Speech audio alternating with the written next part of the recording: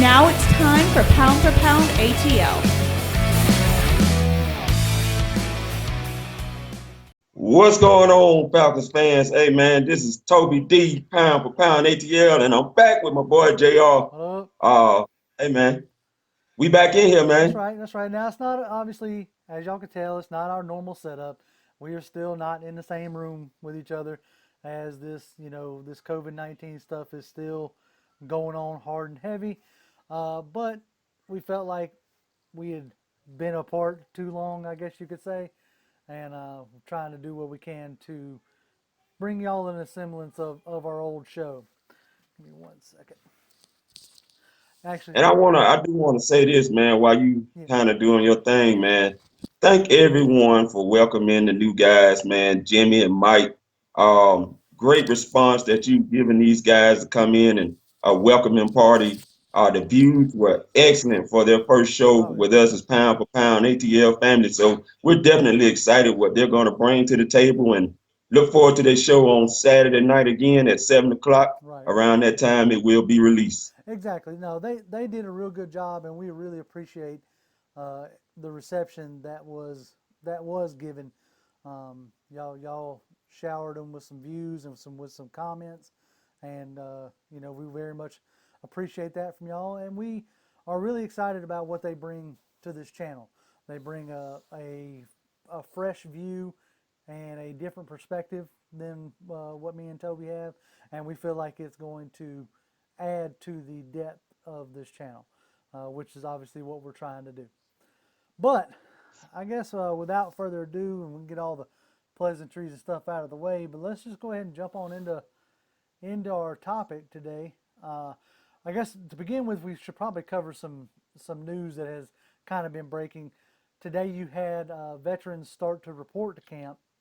I know, and something we can get into here in a little bit if you want to, Toby, but I know that we were speculating on whether Todd Gurley was going to opt out or not because he had said something about it. But there was video of him showing up to camp today, so it doesn't look like he's going to opt out at all, which is good news for us, as long as he feels safe. I mean, obviously, that's a big thing with any of these players going on right now. You're seeing, I think they're up to close to 20-something guys, maybe, total that have opted out so far. Yep. I know it was 9 total starters across the league that have opted out. But at the end of the day, it's about doing what you think is best for you and your family. Well, there's going to be some guys that's, some DTs that are going to be missing in action because, like you said, they feel, they want to be safe for their family and stuff like that. So I can understand they don't want to, take no risk coming there and playing games and stuff like that. It's a beautiful thing to be able to afford to be able to do something like that and to opt out. I'm not gonna lie. It's all good. I ain't gonna lie to you, Toby. When that news first broke with Todd Gurley talking about he was contemplating opting out, I got in my feelings just a little bit. I'm out here. I know you are too, and I know a lot of these guys are out here going to work every day, busting our butts, being out in this mess. And then, you got guys, talking about they don't feel safe when they got more protocols on their jobs than a lot of us got on ours. Yes. But yes. At the end of the day, now that I've had time to step back and cool off a little bit, in a sense, at the end of the day, it's all about doing what's right for your family. I mean, nobody's holding a proverbial gun to my head for me to go to work. I feel safe at work, taking the precautions that I'm taking. So in that same aspect, we have the same choice, But it is nice, and I've always said I won't ever get in nobody's pockets, but I'm glad that there are people out there who have the option financially, because there's a lot of us out here who don't have the option financially. Right. I'm glad that there are some, and I'm glad that there are some people who can take that option. Well, we started seeing clips today of guys that were showing up, the veterans and stuff like that was coming. Like you said, Todd Gurley was definitely one of them. Looked like they was in the back of the building or something where construction was going on back there. Saw the clips. One of our compatriots, I guess you could say, one of our counterparts on here, asked on Twitter what they were building, and somebody else tweeted it out. It looks like it's some kind of health science or sports science, medicine team up with Emory. I saw like a rendered picture of what it's going to be. It's Okay. like a health science building, which is fitting for what's going on right now, So that looks like it's something that's going to get in use. But yeah, I did see that because that's the kind of work that I do. Is Okay. we build commercial buildings, at my job. So yeah, I keyed in on that back there. I was like, oh, what's going on back there? So also, we after yesterday, what appeared to be some good news hearing that all the rookies didn't test positive for the COVID-19 26-7, which includes our rookie class we signed from the draft in 2020. We get back to the day and find out that Jalen Hawkins has been put on the reserve COVID-19 list. Now, the reserve COVID-19 list doesn't necessarily mean that he tested positive. Right, He right, may have somebody in his household may have tested positive, and right. he may have come in direct contact, so therefore he may have to quarantine until he can get 2 negative tests in a row or Yeah, whatever. Kind of dealing with a situation like that at my work right now. I have a gentleman I work with. His father-in-law has tested positive twice, okay, but is showing like hardly any symptoms whatsoever. Loss right. of taste and smell, and that's it. But he's had to quarantine because he's come in direct contact with him, even though he's tested negative himself. So, yeah, it's just, it's the world that we're living in right now. Right. So, Now, what's interesting about that though is probably I saw on the news last night where it was kind of talking about how things are going to go at the camps and all around the NFL. They have these devices now, just like with the NBA players in the bubble. I saw J.R. Smith showed that with these like watches or whatnot that keeps track of everywhere you're basically going and helping you with, if you're coming in close proximity of someone else, it's going to alert you that you need to step your behind on back. yep, And I wonder if that was the indication they got when the guys got those, you know, um, you know, it could be. contact bracelets. Right. Now, something that y'all may not know, but you remember a couple weeks ago, maybe a month ago by now, when everybody's cell phones went haywire and all Mm-hmm. the services were down and all this other stuff, and it Yep. was Yep. during that time they force pushed a app on your phone. It is in your settings now. That is a contact tracer on your phone for Mm-hmm. COVID-19. So yeah, it wouldn't surprise me one bit if the players have something of that nature as well, whether it be a bracelet or whatever. And that could be what triggered Jalen Hawkins having to be put on the COVID-19 list. I don't know what else to Yeah. call it, the expanded injured reserve list. Um, but now they've all at this time they've come out and completely said that um, they're doing away with preseason this year. That Mm-hmm. become official. I think it actually became official today. So that became official. Um, but they also expanded the practice squad to 16 players, and I Mm-hmm. think 6 of those players, somebody said, could be veterans that Yep. don't have Yep. practice squad eligibility anymore, but you could still put them on there. So that's going to be an interesting way for them to work around this COVID-19 stuff. Uh, Right. And get a chance to take a further look at some guys that you don't want to cut right away, especially knowing that you got to cut down to 80 right, players. Which was something that was back in the day, it was 80 players all the way leading up to the new CBA from in the 2011. right, It was 80 players at that time. You go into the preseason and stuff like that. So now you kind of going back to that old format, right, exactly. so to speak. Yeah, and I guess that's smart. They were saying, well, I saw a thing where if you're above 80 players, then you have to split your group into two, like, and that's Yeah. why a lot of these teams didn't want to be above 80 because they didn't like the idea of having to split their squads. Um, Right. Today you got a conference from Dan Quinn talking about a lot of things, the hurdles that they have to jump through, or not jump through, but the obstacles that are faced.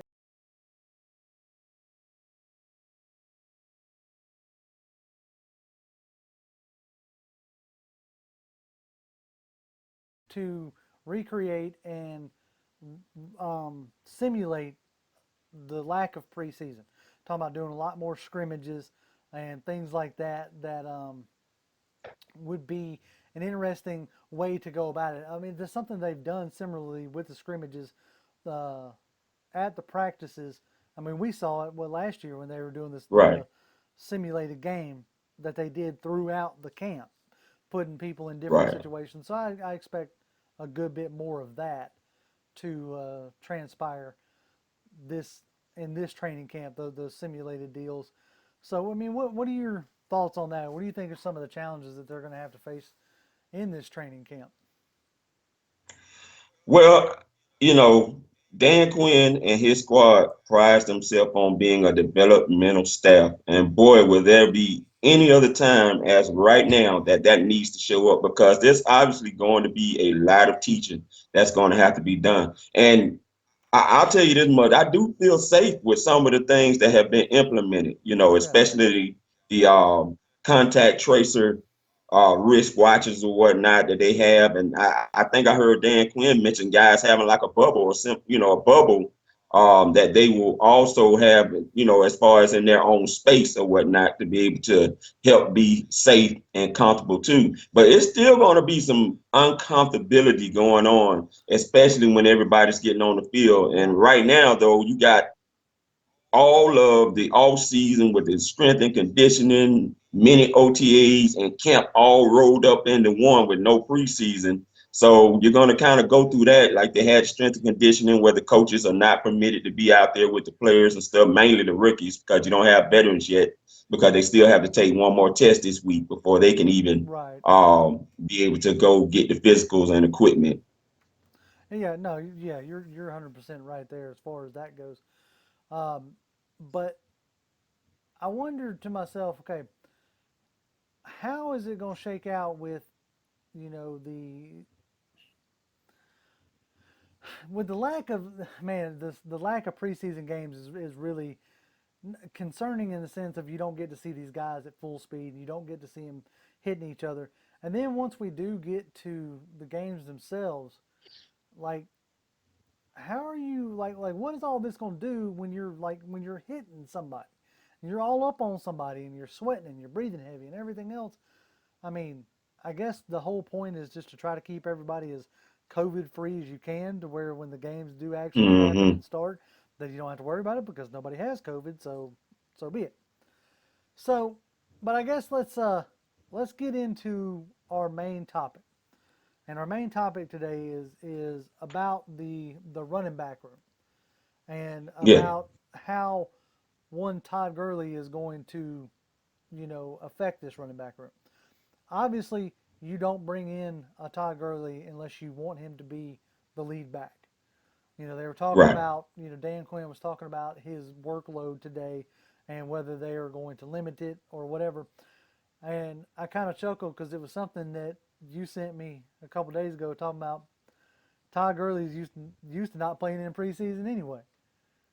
Right, right. Hadn't played in the preseason since 2016, Right. so he's been out the last 3 seasons. So yeah, it ain't gonna phase him in that aspect.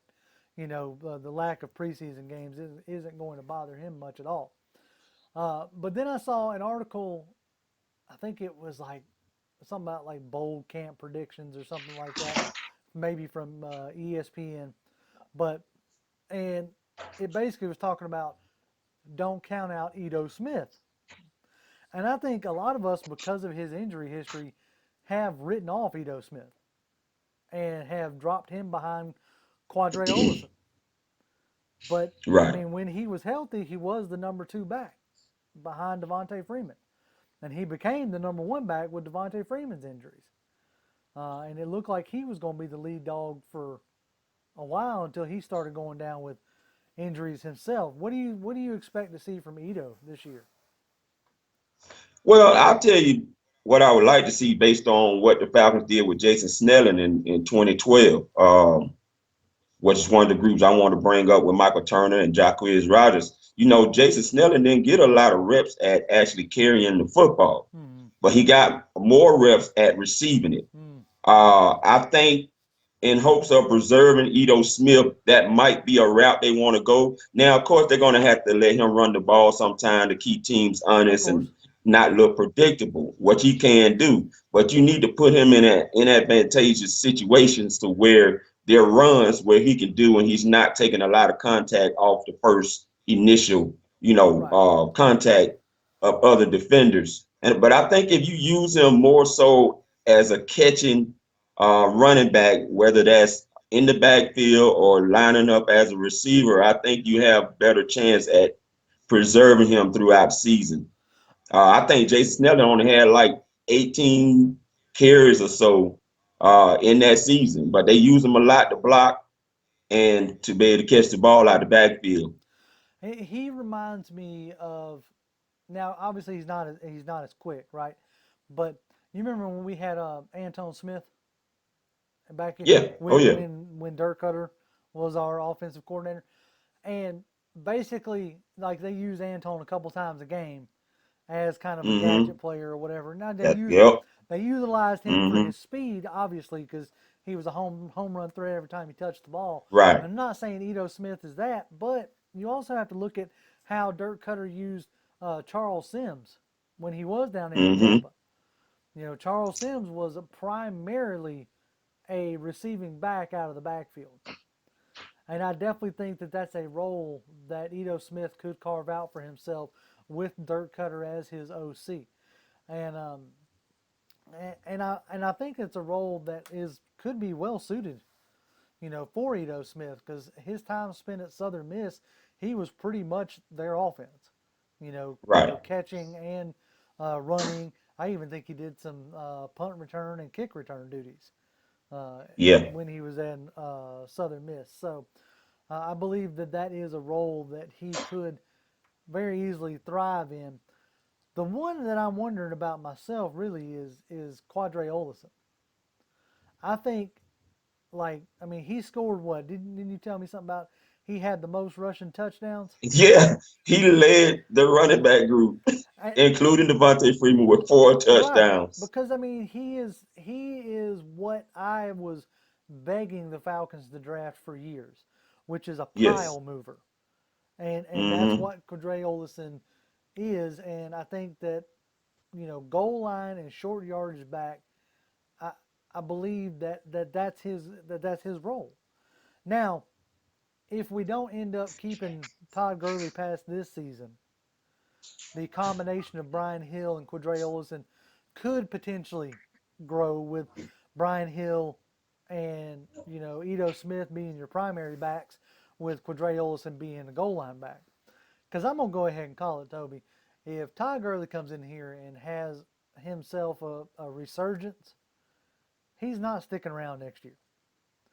I Yeah. mean, as much as I like Todd Gurley and as much as I enjoyed his time here at Georgia, and much as I think it's a Hollywood storybook kind of thing for him to come back here and try to revitalize his career, um, Todd Gurley he's about his brand.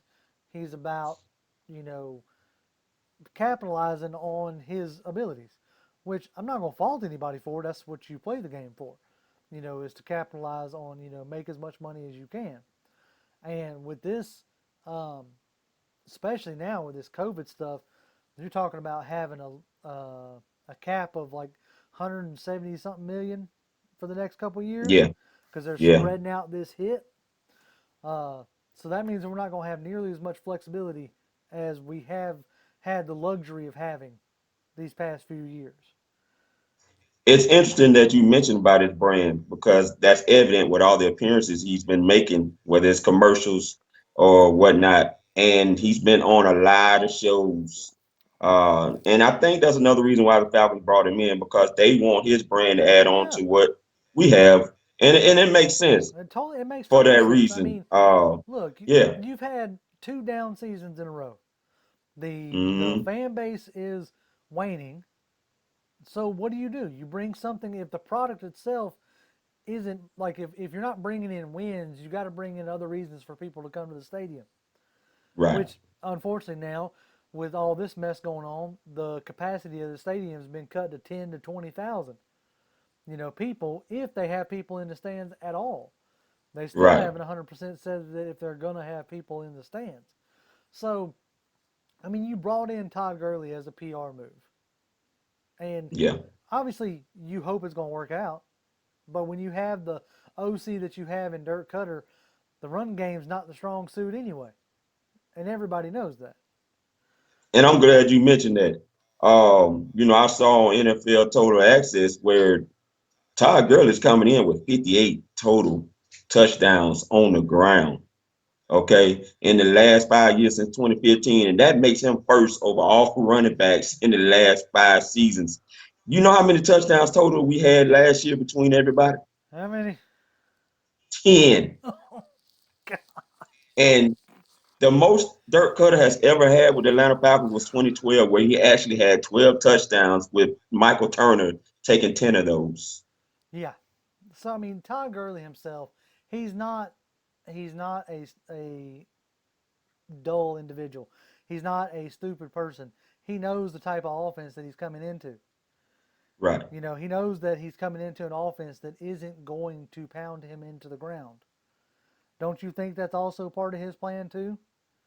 Oh, yeah. You know, I mean, the last few years, all of his time in the NFL so far, he has been the focal point of the offense.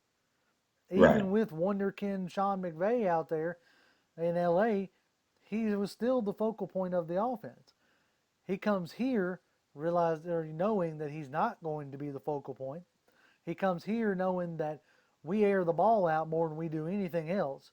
So his workload is Mm-hmm. going to decrease instead of increase, and hopefully like I said, hopefully shines that penny just a little bit more to where, Right. hopefully next season, he gets basically a year off, kind of, without as heavy of a workload, and he gets to, sign a big contract with somebody else who thinks that he's rejuvenated. So, Now, oh, go no, I ahead. was gonna say, which I don't. Hey, I don't blame him. That's all I was gonna say. Is good on him. And I could see the Falcons doing a similar thing like what they did, where they basically rented Dante Poe. Right. Exactly. In 2017, I could see Todd Gurley being someone of that same stature that we bring in hopes of being able to get over the hump. Look, we made the playoffs when Dante Poe came, and we had a top 10 defense Right. when Dante Poe came. The Right. only time that we've had a top 10 defense in a long time. Yeah. No doubt. And it was wasted because we had Sarkisian who couldn't figure out the open side of a paper sack for what Yeah. he couldn't string together a decent game plan. But anyway, so yeah, I mean, I'm excited to see what he can do, and I'm excited to see what this running back group in general is going to do. Because, Yeah. the price that they tendered Brian Hill at tells me that they Mm-hmm. have some faith in him. I mean, you're paying him close to $3 million this season. So you don't think that you feel like he's going to be a number two running back with a number one running back potential. And Mm-hmm. so I'm really interested to see what a full year of him, you know, having the full confidence of the coaching staff behind him, what that Yeah. produces. You know, Well, he's been working on his pass catching. So he says he's gotten with Calvin Ridley and talked about route running and stuff like that. Now he knows he can't uh, duplicate some of the things Calvin Ridley does right? because Calvin Ridley is a freak of nature within his own right. But he has been working on that, and also Qadree Ollison has lost weight Oh, okay. for this season. Well, hold on now. You can't be having my pile driver, my pile mover Hey, losing weight. I'm just telling I you. need dump truck ability out of at least one of these guys. I say I that. think he feels like he may get a bigger role, so he's taking some weight off. No, So and I say that he runs with power. yeah, You don't have to be LeGarrette Blunt size to be able to move the pile. I mean, Todd Gurley can move the pile as well. It's all in how you run. I mean, yes, you got to have the weight behind you, so to speak. I mean, I don't care how violent he ran. Devonta Freeman was never moving a pile.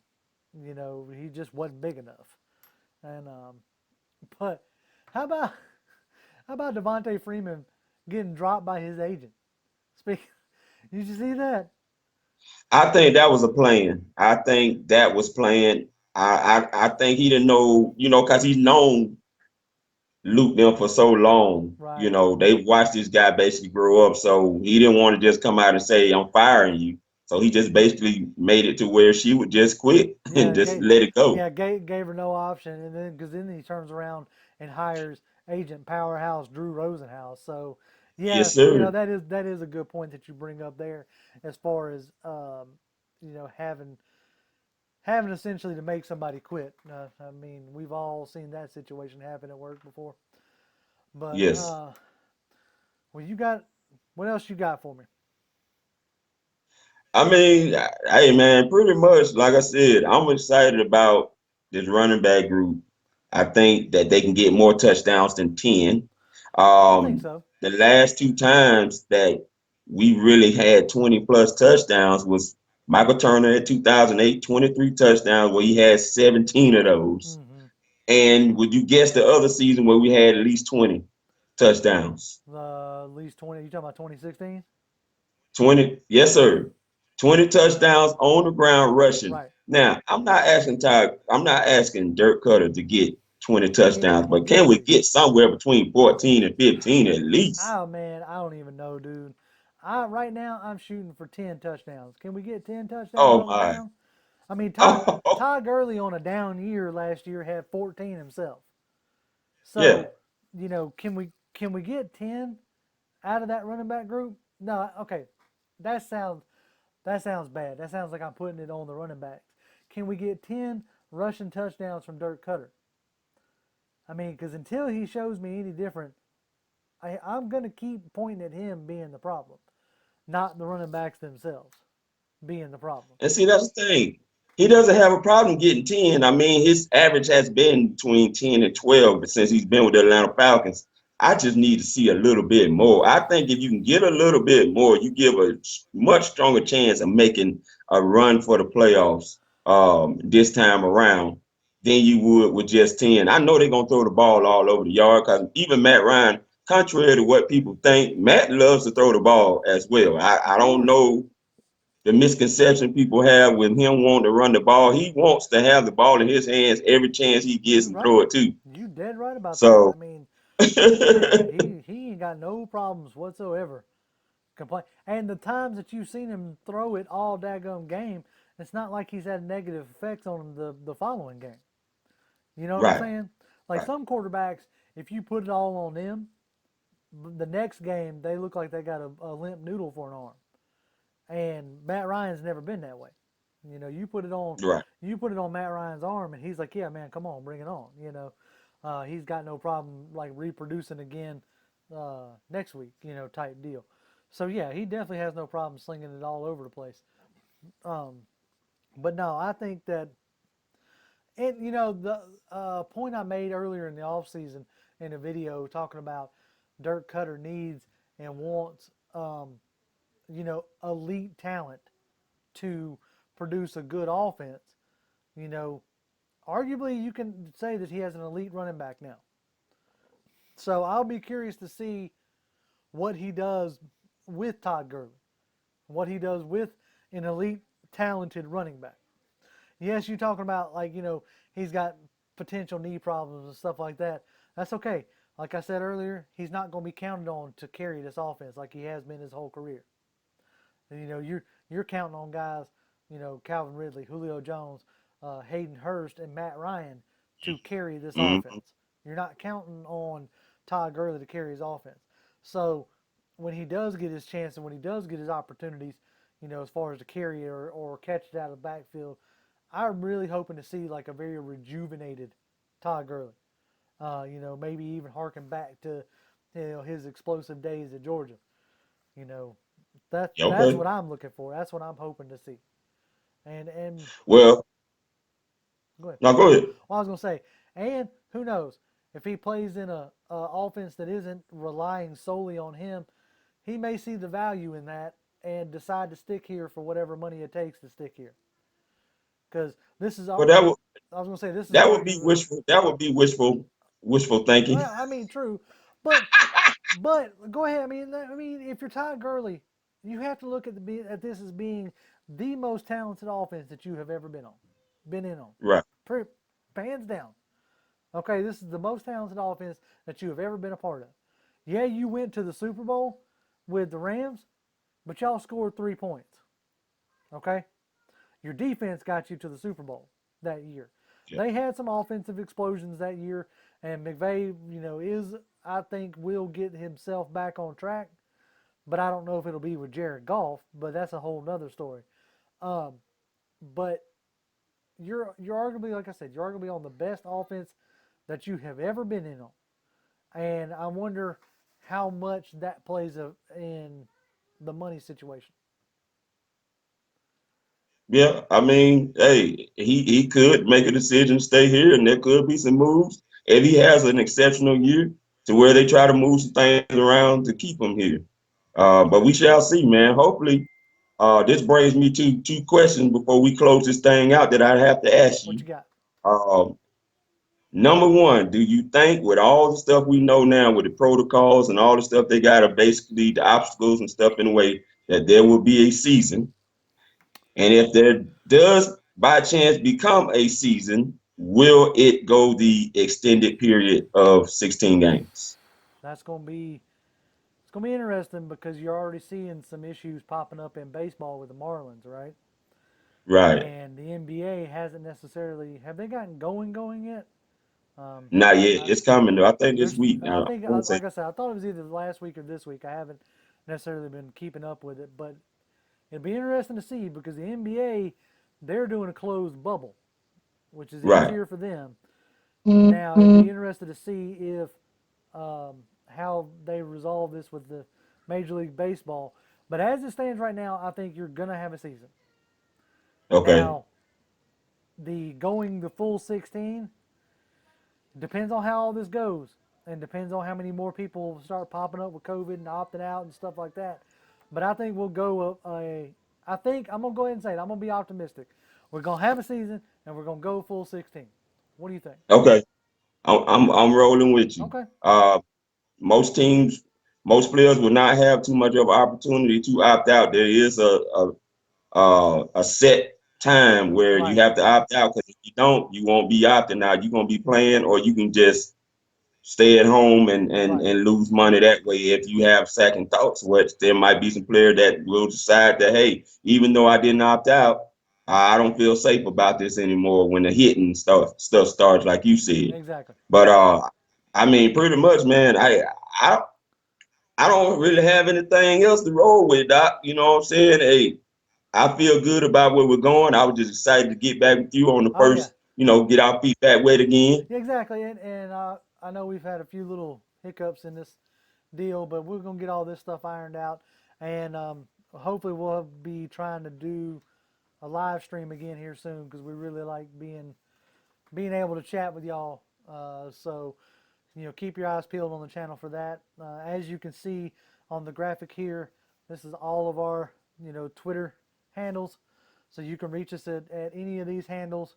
Our two new guys, if you hadn't followed them on Twitter, go ahead and follow Jimmy and Mike because they definitely need it in a sense. I don't need it. It might be a weird way to put it, but they would probably make them smile, and definitely give them continue to give them a warm welcome. But I mean, that's all I got.